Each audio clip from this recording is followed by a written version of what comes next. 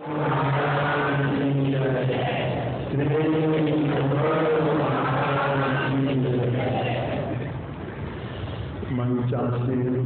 श्रद्धे महात्मागण धर्मानुरागी सज्जनवृंद तथा आदरणीय माताओं एवं बुजुर्ग, अभी के सत्संग में गोस्वामी तुलसीदास जी महाराज कृष्ण रामचरित मानस शास्त्र से लक्ष्मण जी को गोनिषाद का संवाद आप लोगों को पाठ करके सुनाया गया। इस पाठ में के प्रारंभ में शब्दों की बात आई। प्रत्येक मनुष्य के जीवन में जैसे दिन के बाद रात होती है, रात के बाद दिन होता है, उसी तरह से सुख दुख का चक्र घूमता रहता है। कभी सुख, कभी दुख, कभी हर्ष, कभी शोक, कोई काम लाभ, कोई काम हानि, किसी काम में जस, किसी काम में अजस। ये दोनों तरह की स्थिति होती है, लेकिन दोनों प्रिय नहीं मालूम पड़ता। जैसे सुख प्रिय मालूम पड़ता है तो दुख प्रिय नहीं मालूम पड़ता। सुख में लोग हर्षित होते हैं, दुख में भी लगने लगते हैं। गोस्वामी तुलसीदास जी महाराज ने कहा, सुख हर्ष सही जड़ दुख में लिखाई, सुख हर्ष सही जड़ दुख में लिखाई, दो समझिए लगाई मनमाई। दोनों को अनित्य समझकर ये सुख और दुख दोनों को कहा गया सत्य नहीं है। इसलिए जो महापुरुष होते हैं उनके जीवन में भी दोनों तरह की स्थिति आती है, लेकिन वे इसको सुख और दुख को अनित्य समझते, मतलब सत्य नहीं है। सुख अभी सुख मिल रहा है, यह सत्य है, सो इसको भी समझते कि अभी असत्य ही सुख और दुख दोनों को सत्य समझते हैं। यह सुख दुख का बोध अभी तो सबको जागृत तो होता ही है, स्वप्न में भी होता है। जैसे अभी जागृत अवस्था में हम लोग हैं तो जीवन में सुख का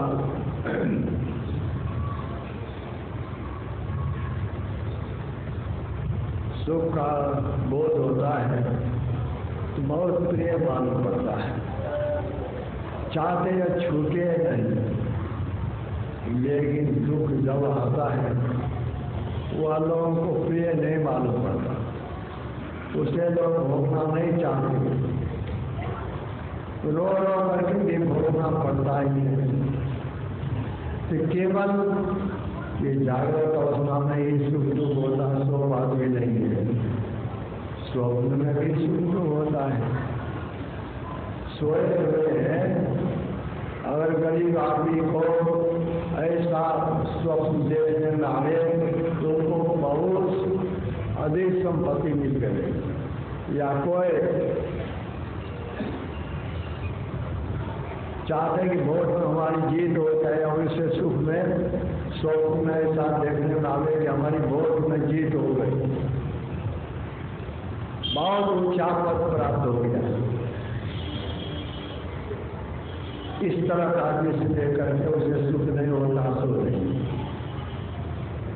लेकिन जैसे अभी जागृत अवस्था में ही वोट में जीत होती है तो लोगों को सुख मालूम पड़ता है, जब हार हो जाती है तब तो सुख नहीं मालूम पड़ता। इसी तरह की स्थिति स्वप्न में भी होती है। स्वप्नावस्था में सुख का दृश्य देखने पर बड़ा अच्छा लगता है, प्रिय मालूम पड़ता है। और दुख की स्थिति का दृश्य जब स्वप्न में देखते हैं तो बड़ा कष्ट होता है। और स्वप्न में देख रहे हैं हम अकेले कहीं जा रहे हैं, कई कुत्ता ही मान लीजिए, अब दौड़ा सब उससे, अब काटना चाहता है, हाथ में कुछ नहीं है, अब कितनी व्याकुलता होती है। देख रहा स्वप्न घर में सोया हुआ है, कुत्ता नहीं दौड़ा है या हाथी उसके ऊपर नहीं झपट रहा है, ये स्वप्न में देखने में आता है। जो स्वप्न में देखने में आता है तो उस समय तक, जब तक उसकी नींद नहीं टूटती तब तक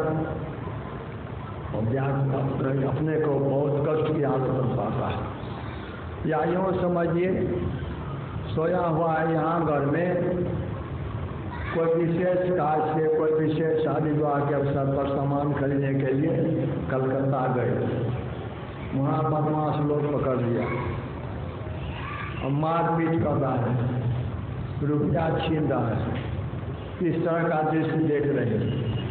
तो सोचिए क्या स्वप्न में सारे देखते तो कष्ट नहीं होता? ये वो कष्ट कब दूर होता है? जब जगता है,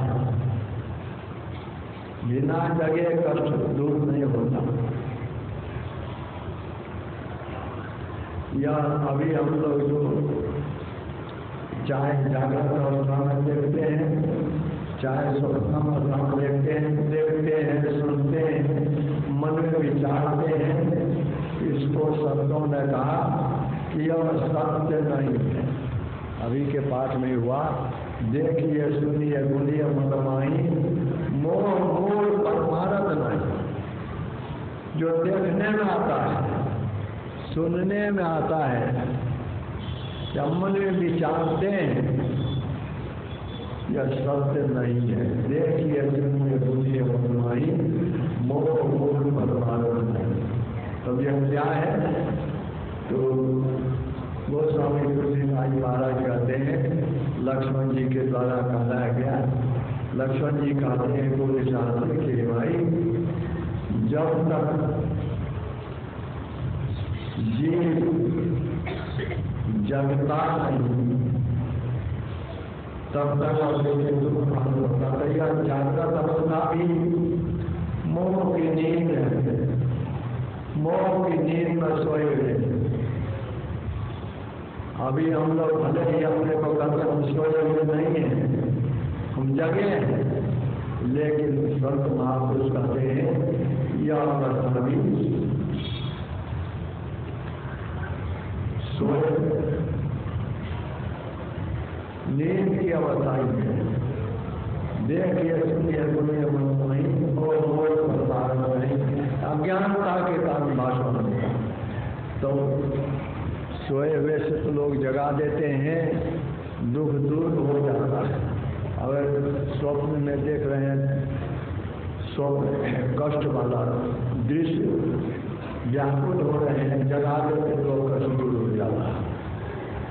यह मोह की नींद में जो सोए कब दूर होगा?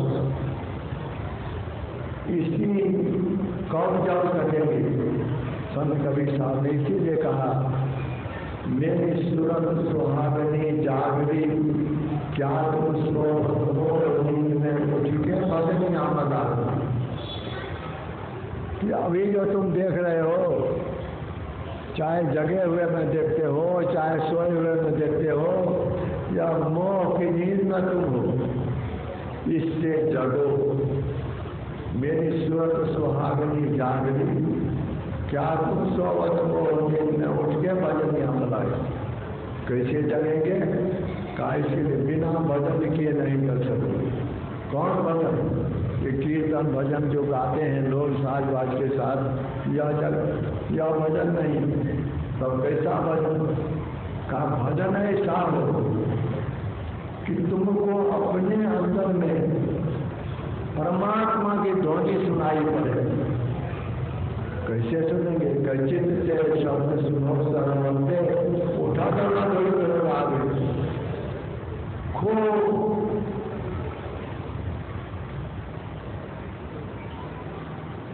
बाहरी चिंतन से अपने को हटाकर तब सुनो, अपने अंदर सुनो। कहेंगे कितना ही प्रयत्न करते हैं, अभी तो आसपास में जो आवाज होती है वही सुनने में आता है, परमात्मा की ध्वनि तो हम सुन नहीं पाते हैं।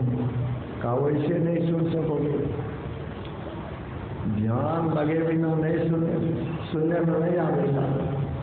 विमल विमल अनहद ध्वनि बाजे, सुनत बने जाको ध्यान लगे। जिनको ध्यान लगता है उनको सुनने में आता है। बिना ध्यान लगे अपने अंदर में परमात्मा की ध्वनि नहीं सुनाई पड़ेगी। कहते कैसे लगेगा ध्यान? जब ध्यान लगने पर ही सुनाई पड़ती है तो कैसे लगेगा ध्यान? कहते हैं कि ध्यान लगाने के लिए पहले दो कर जोर शीश चरण दे, भक्ति अचल बलमान, किरणों को जोड़ने की युक्ति जानो। और कौन सा किरण? हम लोगों के आंख से जो दृष्टि की धार निकलती है, जहाँ तक जाती है वो धार, वहाँ तक के दृश्य को हम लोग देख लेते हैं। जहाँ धार दृष्टि की धार नहीं जाती वहाँ के दृश्य को हम नहीं देख पाते। तो बाहर के प्रकाश में जहाँ तक सूर्य का प्रकाश है, जहाँ तक हमारी दृष्टि की धार पहुँच पाती है, वहाँ तक के दृश्य को देखते हैं। सोए हुए में अभी जागृत अवस्था में सूर्य को देख लेते हैं, चंद्रमा को देख लेते हैं, जबकि सूर्य हम लोगों से बहुत दूर पर है, इतना बड़ा है कि दूरी के कारण बहुत छोटा मालूम पड़ता है। लेकिन यहाँ से अपने छोटे रूप में सही हम सूर्य को देख लेते हैं, चंद्रमा को देख लेते हैं। तो सूर्य को हम देखते हैं, कैसे देखते हैं? हमारी आंख से दृष्टि की धार निकलती है तब देखते हैं। किसी व्यक्ति को ही देखते हैं, कब देखते हैं? हमारी आंख से दृष्टि की धार निकलती है, वो धार वहाँ तक पहुँचती है जिनको हम देख रहे हैं। अगर वो धार नहीं पहुँचे तो नहीं देख सकते। तो अभी दिन के समय जो देखते हैं बाहर में सूरज की रोशनी के कारण, रात में भी देखते हैं बाहरी रोशनी के कारण हम देख पाते हैं। लेकिन अभी तो आँख खोल करके देखते हैं तो सबको देख रहे हैं, आँख बंद कर लेते नहीं देख पाते। लेकिन रात के समय, अंधेरी रात में, जबकि अमावस्या की रात्रि हो, कमरे की दीवारी खिड़की बिल्कुल बंद हो, उस समय आँख खोल करके देखिए तो देखने में आता है। रात के समय अंधेरी रात में, अंधेरी कोठरी में आँख खोल करके भी नहीं देख पाते। अभी जो देख रहे हैं तो सूरज की रोशनी है, या रात के समय भी देखते तो किसी रोशनी के सहारे से देख पाते। संत लोग कहते हैं कि दोनों किरणों को तुम जोड़ सको, दो कर जोड़ शीश चरण दे, भक्ति अचल बानी। तुम्हारी दृष्टि की धार बड़ी शक्तिशाली है, लेकिन फैली हुई धार है। दृष्टि की धार फैली हुई है, इसलिए एक साथ सबको देख रहे हैं। हमारी दृष्टि का इतना अधिक सिमटा हो जाए, इतना वह सिमट जाए कि सन्मुख बिंदु में दृष्टि समावे, अचरज आरती देखन पावे। एक तो बिंदु की परिभाषा में कहा गया जिसका स्थान हो, परिमाण नहीं, लंबाई चौड़ाई मोटाई कुछ नहीं हो। लेकिन शिक्षक जो छात्रों को बतलाते हैं वो असली बिंदु नहीं। तो पेंसिल की बारीक से बारीक नोक से बनाने पर भी उसका विभाजन हो सकता है, लेकिन असली बिंदु है जो इस आँख से नहीं देख सकते, जिसका स्थान है, जिसका लंबाई चौड़ाई मोटाई कुछ नहीं है। इतना बारीक है, आँख से उसको उस बिंदु को नहीं देख पाते।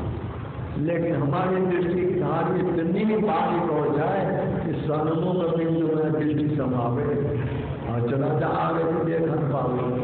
आश्चर्यमय दृश्य देखने में आवेगा, जो कभी नहीं देखा था वह देखने में आवेगा। संत महापुरुष कहते हैं जब वैसा देखने में आवेगा कभी परमात्मा की ध्वनि भी सुनाई पड़ेगी। और जो देखने में आवेगा उसमें इतना दृश्य, इतना सुख मालूम पड़ेगा, संसार का या जब सुख तुच्छ करी लगे, लेकिन संसार का सुख फीका हो जाए। वह सुख इतना अच्छा कि उसका वर्णन नहीं किया जा सकता। मन वाणी को अगम गोचर सो जाने जो पावे। सूरदास जी महाराज ने कहा अविगत गति का चुकाद न आवे, जो के मीठे फल को रस अंतर्गति भावे।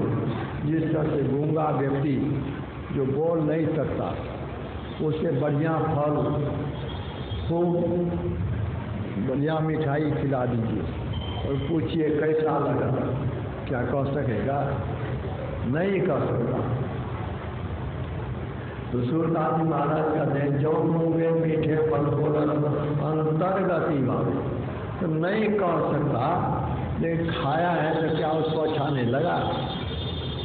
मिठाई कोई भी खाए, मीठा फल खाए तो अच्छा तो लगेगा ही, भले उसे गूंगा व्यक्ति कह नहीं सकता, लोगों को सुना नहीं सकता, अच्छा लगा उसे। कहते उसी तरह से अपने अंदर में जो अवसर भक्त को साधक को मिलता है उसका वर्णन नहीं किया जाता। मन वाणी को अगोचर सो जाने जो पावे।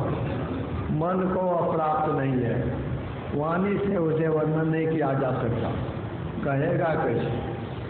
मन वाणी को अगम अगोचर सो जाने जो पावे। जो उसको प्राप्त कौन करते हैं? मन नहीं, बुद्धि नहीं, चित्त अहंकार कोई भी, न बाहर की इंद्रियां न अंतर्गत की इंद्रियां, कोई भी उसे प्राप्त नहीं कर सकते। केवल शरीर चेतन आत्मा जब सब ये अलग हो जाए, तो अलग हो जाने पर तो उसी को वह सुख मिलता है। लेकिन उसमें मन नहीं है, उसके साथ वाणी नहीं, वह अलग हो गया, अब वर्णन नहीं किया जा सकता। सर्व कवि साहब कहते हैं परमात्मा सुख को प्राप्त करने के लिए जो सुख प्राप्त होने पर फिर कभी नहीं छूटता, कभी नहीं छूटता, लगा ही रहता है। उस सुख को प्राप्त करने के लिए बाहर की ओर से अपने मुख को मोड़ना है। पहले असुर सहारा लेकर, असुर सहारा बराबर में जो हम लोग मानस जप करते हैं, मानस ध्यान करते हैं, बाहर में अपने मन को समेटने के लिए, लेकिन इससे आंशिक रूप में सिमटाव होता है। इस सिमटाव में भी सुख मालूम पड़ता है। जब कर रहे हैं मन नहीं लग रहा है, मन बारंबार भाग रहा है, उस समय उतार मालूम पड़ती है। लेकिन जब करते करते करते करते जब ठीक से होने लग रहा है तो उसमें भी सुख मालूम पड़ता है। मानव ध्यान करने पर अपने इष्ट देव का दर्शन अपने अंदर होता है, उसमें सुख मालूम पड़ता है। इसीलिए हम लोग के प्रधान ने कहा गुरु गुरु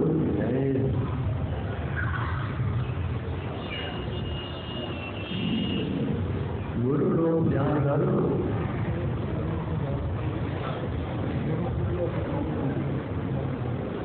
गुरु गुरु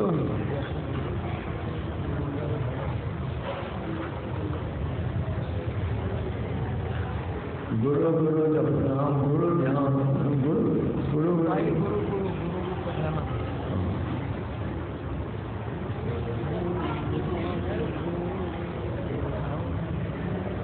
वो अलग है।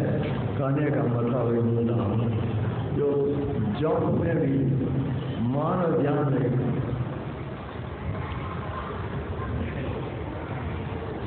एकाग्रता होने पर सुख मालूम पड़ता है। गुरु रूप धरो ध्यान, सन्मुख बिंदु ने रखो सुख देखो रे भाई, इसमें भी सुख मिलता है। और इसमें जो सुख मिलता है तब जो संसार, तब उसके लिए संसार का सुख फीका हो जाता है, तुच्छ हो जाता है। या जब सुख तुच्छ कर ले, उस सुख को प्राप्त करने के लिए कहा कि वही जगना पड़ेगा। लेकिन जगना बाहर का जगना नहीं, मोह की नींद से जगना है। अज्ञानता की नींद टूट जाए, अज्ञानता समाप्त हो जाए, इस तरह का जागरण हो। उस तरह के जागरण के लिए बिना भजन किए नहीं हो सकता। इसलिए कहा उठ के भजन यहाँ लाग दी। कैसे भजन करो? चित्ते शब्द सुनो सर्वंदे उठत मधुर ध्वनि। और मधुर ध्वनि कैसे सुनाई पड़ेगी? कादो कर जोड़ शीश चरण दे, भक्ति अचल मन, दोनों किरणों को जोड़ने की युक्ति जानो। एक हो जाए, दोनों आंखों की दृष्टिदार दो नहीं रहे, एक हो जाए। दो कर जोड़ शीश चरण दे, भक्ति अचल वरदान, भक्ति का अचल वरदान मिलेगा जो फिर कभी गिरने नहीं है। आवागमन के चक्कर में आना नहीं पड़ेगा। संत लोग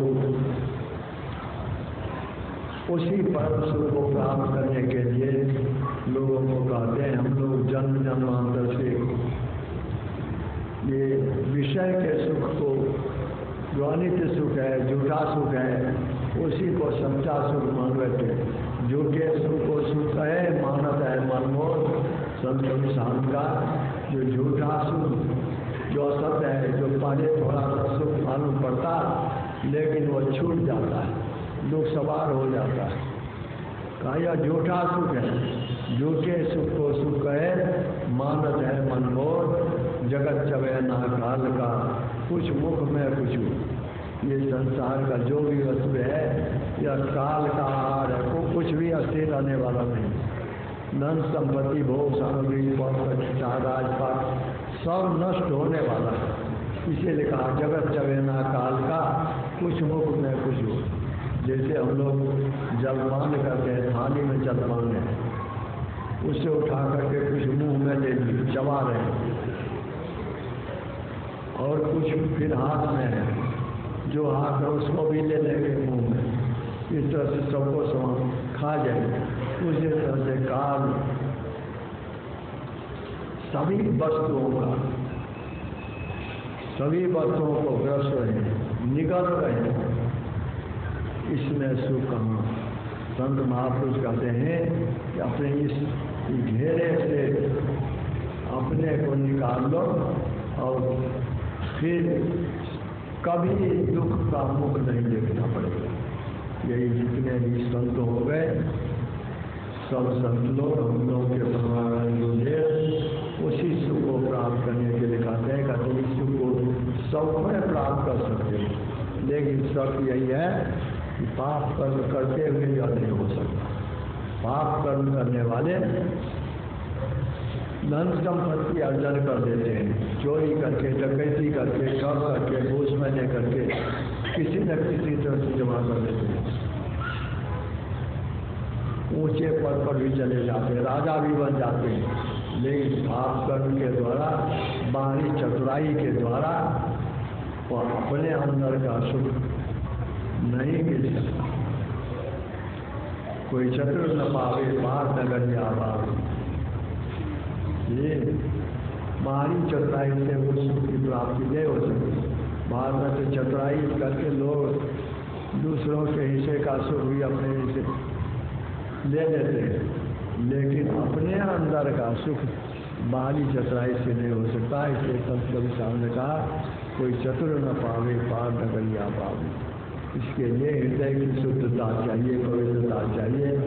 पवित्र हृदय की पवित्रता के लिए पाप कर्म से बच करके रहें। संसार में रहने के लिए जो संत महापुरुषों ने कहा उत्तम कमाई करो, सच्ची कमाई करो, उस कमाई को करके भरण पोषण, परिवार का भरण पोषण, अपना भरण पोषण सब कुछ करते हुए अपना निज का काम, अपना काम ये परमात्मा की भक्ति है। उसी को करने के लिए अपनों के परिवार का समय गया गिरता नहीं, जल्दी करो निज काम, जो बीता सो बीत गया अब होगा। जो समय बीत गया वो वापस नहीं आते, समय गया गिरता नहीं, जल्दी करो निज काम, शीघ्र अपना काम करो। जो समय बीत गया सो बीत गया, अब जो बाकी है वो सीखो, उसी में जितना कर सको करो। नहीं तो अगर इसमें चुप है तो मन बचते ही है अवसर मिले। अवसर बीत जाने पर पश्चाताप करना पड़ेगा। उस पश्चाताप करने से कुछ लाभ हो सो नहीं। 84 दिन बीतत जावे, आयु बितावे, भजो भजो कृष्ण। दिन बीत जाने पर, आयु समाप्त हो जाने पर नहीं है तो जन्म बारंबार मनुष्य शरीर मिलेगा ही में करेंगे क्या? 84 लाख योनि में जाना पड़ेगा, दुख का भोग होना पड़ेगा। कौन और परमात्मा की कृपा होगी कि मनुष्य का शरीर मिलेगा। इसलिए संत लोग कहते हैं कि लोगों बाहरी बातों में नहीं उतर सके, इसी काम को करने में विशेष मन लगाओ। ये लोग उत्तम बनते बनते अंत में सदा के लिए सुख के समुद्र में पहुंच जाओगे, परमात्मा के धाम में पहुंच जाओगे, परमात्मा ही बन जाओगे। जैसा कि गुरु महाराज की वाणी में है कि हम प्रभु प्रभु हम एक ही हो, द्वंद्व द्वैत रहे। परमात्मा में मिलकर के परमात्मा ही बन जाएंगे। यही थोड़ा सा कहा। रविवार है, भगवान कीर्तन की आरती का पाठ